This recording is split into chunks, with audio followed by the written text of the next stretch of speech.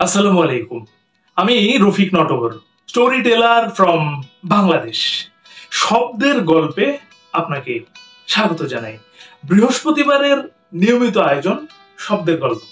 হ্যাঁ বন্ধু, বাংলা ভাষায় ব্যবহৃত শব্দের অর্থ, শব্দের উৎস অনুসন্ধান এবং বাংলা প্রবাদ প্রবচন ও বাগধারার উৎস অনুসন্ধান নিয়েই আমার এই ভিডিও। শিক্ষার্থীদের জন্য শব্দের গল্পের এই ভিডিওগুলো বিশেষ উপকারী হতে চলেছে। তাহলে শুরু করা যাক। আজকে প্রথম যে শব্দটি নিয়ে এসেছি তা হচ্ছে অকাল কুষ্মাণ্ড। অর্থ কাণ্ড জ্ঞানহীন, অকর্মণ্য, অপদার্থ, মূর্খ, সংসারে অনিষ্টকারী।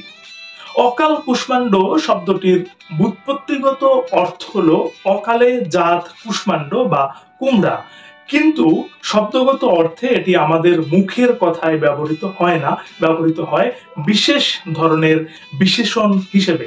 তরকারি রূপে রান্না করে খাওয়ার এই বৃহৎ ফলটি অকালে ফুললে কোনো কারণে তা মূর্খ, অকর্মণ্য ও অপদার্থ মানুষের বিশেষণ হয়ে ওঠে, তা অবশ্যই ভাববার বিষয়। কারণ খুঁজতে গিয়ে দেখা গেছে এর পেছনে একটি কাহিনী রয়েছে। কাহিনীটি ভারতীয় মহাকাব্য মহাভারতের। পাণ্ডুপত্নী কুন্তী ও মাদ্রীর গর্ভে যথাক্রমে যুধিষ্ঠির, ভীম ও অর্জুন এবং নকুল ও সহদেবের জন্ম হলে পাণ্ডুর জ্যেষ্ঠ ভ্রাতা ধৃতরাষ্ট্রের পত্নী গান্ধারী দুঃখিত ও ঈর্ষান্বিত হন। গান্ধারীও গর্ভবতী ছিলেন, কিন্তু গর্ভধারণের 2 বছর পরেও তার কোনো সন্তান ভূমিষ্ঠ হচ্ছিল না। এই অবস্থায় তিনি নিজের গর্ভপাত ঘটান। তার গর্ভ থেকে কুমড়ার আকৃতির একটি মাংসপিণ্ড অকালে নির্গত হয়। লোকমুখে প্রচারিত হয় গান্ধারী অকালে একটি কুষ্মাণ্ড প্রসব করেছেন। এই কুষ্মাণ্ড থেকেই দুর্যোধন, দুঃশাসন প্রমুখ কুল বিনাশী শতপুত্রের জন্ম হয়। এদের জন্যই ঘটে কুরুক্ষেত্রের যুদ্ধ। এই পৌরাণিক কাহিনীর অনুষঙ্গ নিয়েই বাংলা বাক্যভঙ্গিতে অকাল কুষ্মাণ্ড শব্দটির প্রবেশ ঘটে। এবারের শব্দ অকুণ্ঠ। অর্থ অকাতর, অসংকুচিত, অব্যাহত, অপ্রতিহত, নিঃশঙ্ক ইত্যাদি। অকুণ্ঠ শব্দটি বেশ মজার। পদ হিসেবে এটি বিশেষণ পদ। একসময় এটি বিশেষ এক ধরনের বিশেষ্য পদের গুণ বর্ণনা করত, এখন গুণ বর্ণনা করে অন্য ধরনের বিশেষ্য পদের। গিন্নি অকুণ্ঠ বটিতে মাছ কুটছেন, সন্ত্রাসী অকুণ্ঠ ছোড়া হাতে তেড়ে আসছে, নাপিত অকুণ্ঠ খুঁড়ে দাড়ি কামাচ্ছে। অকুণ্ঠ শব্দের এই রকমের ব্যবহারযুক্ত বাক্য এখন লেখা হলে মানুষ তা কিছুতেই ভালো মনে নেবে না।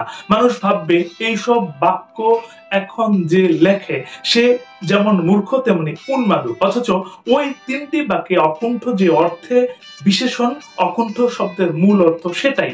অকুণ্ঠ শব্দটি সংস্কৃত ভাষার। সংস্কৃত ভাষায় অকুণ্ঠ শব্দের অর্থ হলো তীক্ষ্ণ, ধারালো, অর্থাৎ যা ভোতা নয় বা মরচে পড়া নয়। অন্যদিকে বাংলা ভাষায় অকুণ্ঠ শব্দের অর্থ হলো অকাতর, অসংকুচিত, অব্যাহত, অপ্রতিহত, নির্ভীক, নিঃসঙ্গ ইত্যাদি। সংস্কৃত অকুণ্ঠ বসে অস্ত্রপাতির আগে, আর বাংলা অকুণ্ঠ বসে প্রেম, প্রীতি, স্নেহ, ভালোবাসা, সমর্থন ইত্যাদির আগে। এই সব শব্দের আগে ভোতা বা মরচে পড়া অস্ত্রের কোনো বিশেষণ চলে না। বাঙালি সেটা ঠিক মতো জেনেছে বলেই অকুণ্ঠ বিশেষণকে জুৎসই ভাবেই পাল্টিয়ে দিয়েছে। এবার অগস্ত্য যাত্রা।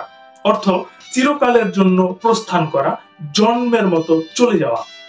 অগস্ত্য যাত্রা কথাটি বাংলা ভাষা থেকে এখনো অগস্ত্য যাত্রা করেনি। আমাদের মুখের ভাষায় এই বাক্যভঙ্গিটির ব্যবহার আর নেই বললেই হয়, তবে লেখার ভাষায় আছে। অনেক লেখক, সাংবাদিক এখনো এটিকে শ্লেষাত্মক বাক্যভঙ্গি হিসেবে প্রায়শই ব্যবহার করে থাকেন। অগস্ত্য যাত্রা কথাটি এসেছে ভারতীয় পুরাণের একটি কাহিনী থেকে। এই কাহিনীর মধ্যে আছেন অগস্ত্য মুনি, তার শিষ্য বিন্ধ্য পর্বত এবং সূর্যদেব। সূর্যদেব তার যাত্রা পথে উদয়াস্ত কালে নিত্য সুমেরু পর্বতকে প্রদক্ষিণ করেন। একদিন বিন্ধ্য পর্বতের বাসনা হলো সূর্যদেব তাকেও ওইভাবে প্রদক্ষিণ শুরু করুক। সূর্য তাতে কর্ণপাত করলেন না। সূর্যের আচরণে বিন্ধ্য পর্বত অতিশয় ক্রুদ্ধ হলেন এবং স্বীয় দেহ বর্ধিত করতে করতে সূর্যের গতিপথ আটকে ফেললেন।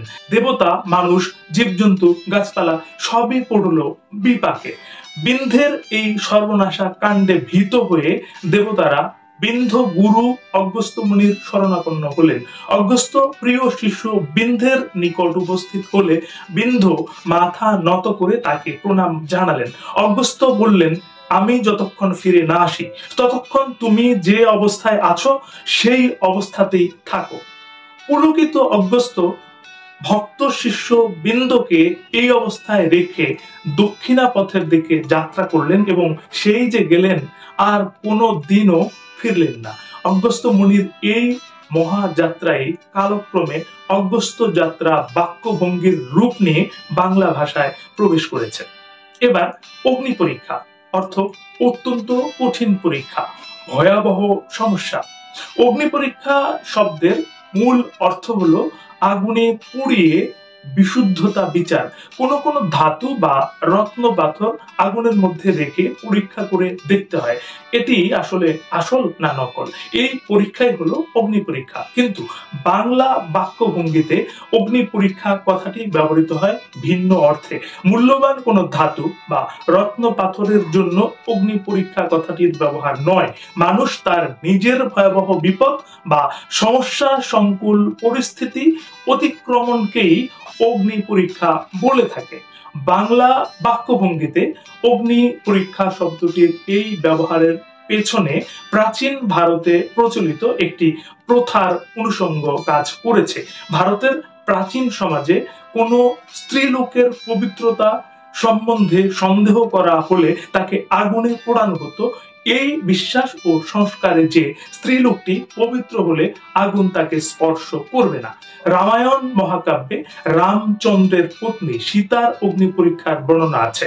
রাক্ষস রাজ রাবণ কর্তৃক অপহৃতা সীতা অনেকদিন রাবণপুরীতে অতিবাহিত করায় সীতার চরিত্র সম্বন্ধে প্রজাদের এবং রামচন্দ্রের মনে সন্দেহের প্রশ্ন ওঠে। এই প্রেক্ষিতেই অপমানিতা সীতা অগ্নি পরীক্ষার সম্মুখীন হন। এবার অগ্নুৎপাত অর্থ আগ্নেয়গিরি থেকে উৎক্ষিপ্ত লাভা বা জ্বলন্ত পদার্থের ভূমিতে পতন। অগ্নুৎপাত শব্দটির অর্থের পরিধি এখন একেবারেই সংকুচিত হয়ে গেছে। এখন অগ্নুৎপাতের সঙ্গে সম্পর্ক কেবল আগ্নেয়গিরির। আগ্নেয়গিরি থেকেই অগ্নুৎপাত। অগ্নুৎপাত শব্দের ব্যুৎপত্তিগত অর্থ হলো অগ্নি বা আগুনের উৎপাত। একসময় অগ্নুৎপাত বলতে বোঝাতো আকাশের অগ্নি কর্তৃক সৃষ্ট উৎপাত। এই অর্থে বজ্রপাত, উল্কাপাত, ধূমকেতু ইত্যাদি ছিল অগ্নুৎপাত। এই অগ্নুৎপাতই হলো প্রকৃত অগ্নুৎপাত। কিন্তু আগ্নেয়গিরি এ সব অর্থকে একেবারেই আকাশে পাঠিয়ে দিয়েছে। তো বন্ধুরা, শব্দের গল্প আজ এটুকুই। ভাষা, বিশেষত বাংলা ভাষার প্রতি ভালোবাসা থেকেই আমার এইসব ভিডিও নির্মাণ চেষ্টা। কেমন লাগলো কমেন্ট বক্সে আপনার মূল্যবান মতামত জানাতে পারেন। ভালো লাগলে লাইক এবং শেয়ার দিয়ে ফলো বা সাবস্ক্রাইবও করতে পারেন। প্রতি বৃহস্পতিবার নিয়মিতভাবে শব্দের গল্প নিয়ে আমি রফিক নটবর আপনাদের সামনে উপস্থিত হতে চেষ্টা করব ইনশাআল্লাহ। এছাড়া অন্যান্য ভিডিও তো নিয়মিত থাকছেই। তো নিশ্চয়ই দেখা হবে আগামীকাল অন্য কোনো ভিডিওতে। সে নাগাদ ভালো শুনুন, ভালো থাকুন। ধন্যবাদ।